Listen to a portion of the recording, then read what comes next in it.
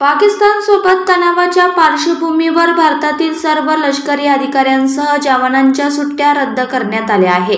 यामुळे सुट्टीवरून ड्युटीवर परत निघालेल्या मेजर विक्रम गुप्ता यांच्या गाडीचा अपघात झाला। पोलिसांनी दिलेल्या माहितीनुसार सुट्टीनंतर ड्युटीवर परतत असताना मेजर विक्रम गुप्ता यांच्या गाडीचा टायर फुटला।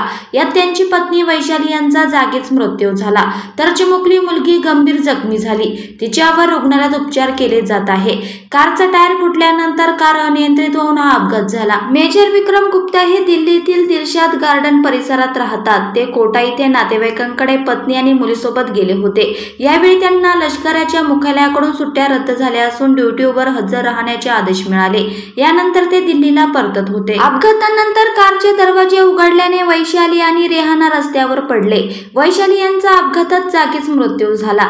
स्थानिकांच्या मदतीने दोघांनाही रुग्णालयात नेण्यात आलं। रेहानाची प्रकृती अद्याप गंभीर असून उपचार केले जात आहेत। वैशाली यांच्या मृतदेहाचे शवविच्छेदन केल्यानंतर मृतदेह कुटुंबियांकडे सोपवला आहे। या अपघातामुळे विक्रम गुप्ता यांच्या कुटुंबियांवर दुःखाचा डोंगर कोसळला आहे।